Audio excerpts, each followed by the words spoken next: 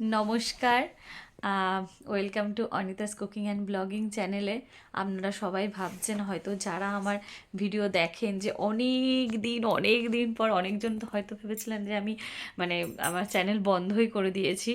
আসলে অনেক দিন সত্যি আমি ভিডিও করতে পারিনি বলে আমারও প্রচণ্ড খারাপ লাগছে। এটা আমার খুব একটা আমার শখেরই একটা জিনিস, যে ভিডিও করাটা।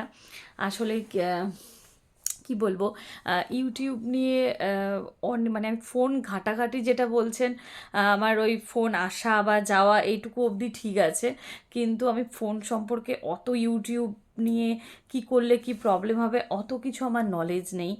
আসলে ইউটিউবে ভিডিও দিই আমি, কিন্তু তারপর অনেক রকম অনেক কিছুতে ইউটিউব ভিডিওর ব্যাপারে অনেক কিছু রুলস আছে, তা আমি অত জানি না।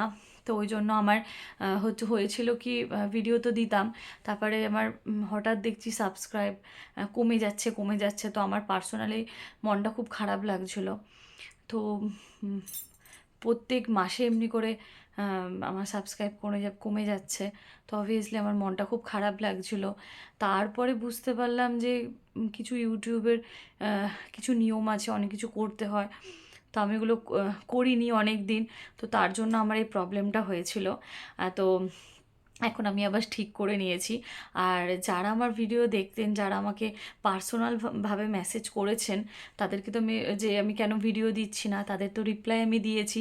কিন্তু আমি খুব দুঃখিত, যারা আমাকে ব্লগিংয়ের ভেতরে ভিডিও করেছেন যে দিদি কি হয়েছে, মানে ভিডিও কোনো কোশ্চেন করেছেন, কিন্তু আমি রিপ্লাই দিতে পারিনি, কারণ আমি রিপ্লাই করতে পারছিলাম না।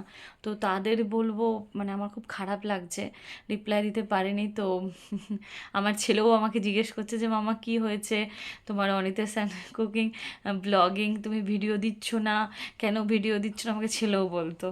সো যাই হোক, আমি আবার ভিডিও শুরু করব। আর যতদিন আপনাদের সাথে অনেক কথা বলার আছে, এই যে এতদিন ভিডিও দিইনি, কি হয়েছে না হয়েছে, আমার লাইফে কি কি নতুন কিছু জিনিস ইনসিডেন্ট ঘটেছে, কি কি হয়েছে, সব কিছু আমি আবার শুরু করব। যারা আমার ভিডিও দেখছিলেন তাদেরকে বলবো, আমার সাথে এতদিন যেমনভাবে ছিলেন এখনও থাকবেন। তো এরপর আমি ভিডিও কন্টিনিউ দেবো।